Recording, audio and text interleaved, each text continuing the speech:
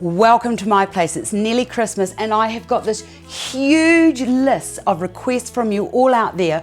What am I doing for Christmas? Well, this year for Christmas, I'm keeping it really simple and I'm doing whites and silver. The door wreath is going to be similar to what I have on the table. This is what I've already made for on my table. I'm going to actually have a couple of those. I just love it. It's simple, just a few butterflies, a little bit of ivy. I love that you can see the lovely little wire support here, and once the lights go on, it looks fabulous.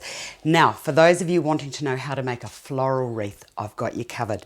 This here was actually a garland, believe it or not, last year, and it was around my fireplace, and I looked everywhere for a wreath and they haven't come into the shops at this stage yet, but I'm sure if you were into making a wreath, you will find them. So what I've done is I've just pretty much got the length of the garland and I've just wound that around and made it as firm as I can. Now around here, in here somewhere, there it is, there is my little tag and eye so that I can hang it on the door. So make sure that you do get established a top and a bottom before you go too much further.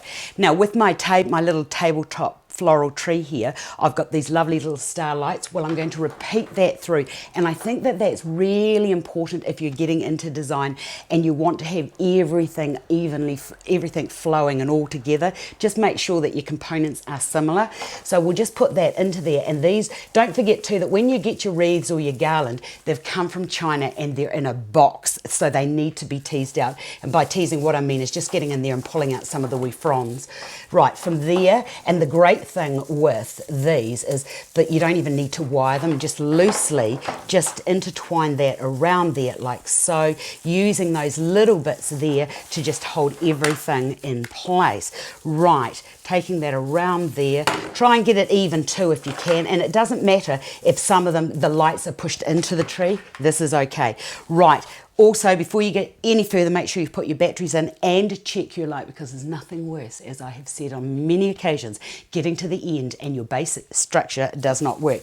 Right, so take that into there, I'll twist that around there like that, and then we'll bring that around to the back, and I'll get another trusty cable tie, and I'm going to actually tie that in there with the cable tie to make sure that that is firmly in position and out of the way. So pulling that, and these battery lights are just fantastic. I just love them. They just make designing so much easier. Right, so that's going to be at the top, out of my way. Now it's moved a little bit, but that's okay because I can just move it around to suit myself. Okay, from there I've got, instead of using orchids, this time I'm going to use some roses.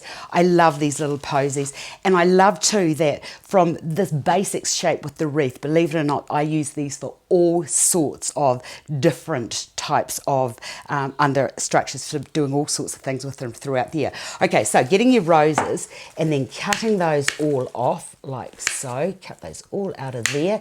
Now, when I make my wreaths, what I like to have is the top and have just a few flowers there, and as you come down to the base, actually have a heavier base of flowers.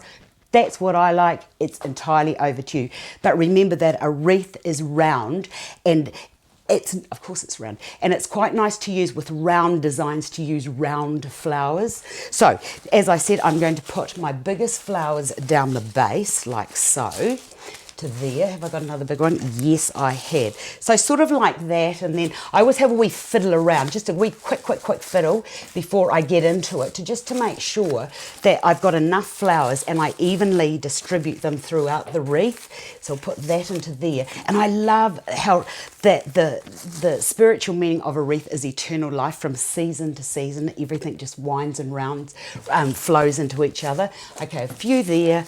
Put a few into there, I'll put that into there, I'll put another one down into there. Now I've got these little these little traily bits here, so what I'll probably do is put one down into there, and I'll turn that around so that you can see it. So I've got one over that side, and I think what I'll do is possibly just put, yes I will, I'll put one there, and then I've got these little bits of foliage here, so just looks like holly, but it's not, but you know, for me, that's okay. Another one into there, and then I will put another one into there like so.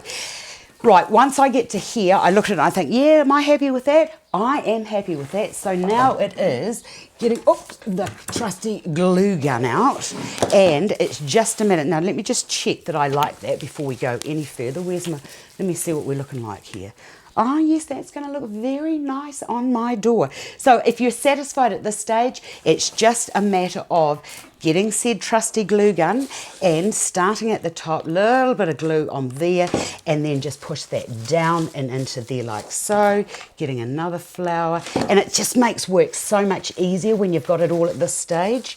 There's another one, just a little bit of wire into there, glue onto there, and you're probably thinking, oh, that won't hold it. Trust me, it will. And the other thing I need to tell you is, if you are new to the glue gun, be warned, if it burns, it really burns. So when I'm doing my classes here at home, I always have a bowl of icy water right beside me so that if it does get stuck on me, I put it straight into the cold water or the ice and leave it till it sets, and then just quickly pull it off. And yes, you will lose some skin, but don't, while it's on there, try and get the other hand, because you'll have two fingers that are burnt.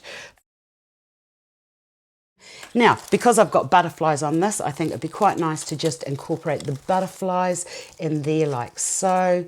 Have another one up and over to there. And then I think I'll just put one down there. Oops, get rid of that. We don't want that on there. And that can go onto there. Now, if you wanted to, you could put a ribbon in. And you could have your ribbon at the one coming down into there. But make sure that if you've got one there, what I would suggest you do is to put another one into there and another one into there. If you don't have enough, when in doubt, the rule of thumb, leave it out. So there you go, a simple, elegant floral wreath of flowers for my front door. You could, and now getting back to what I was going to say to you, the other thing that I do is I use this, and what I'll do is I'll put that onto a big silver punch bowl, and sometimes what I'll do is I'll fill it with ice and I'll put my champagne in it. Fabulous, fabulous at a wedding. I hope I've been of assistance. I've enjoyed making that for you, and that's 2 things for Christmas finished at my place. Thanks for calling, and I will see you another day.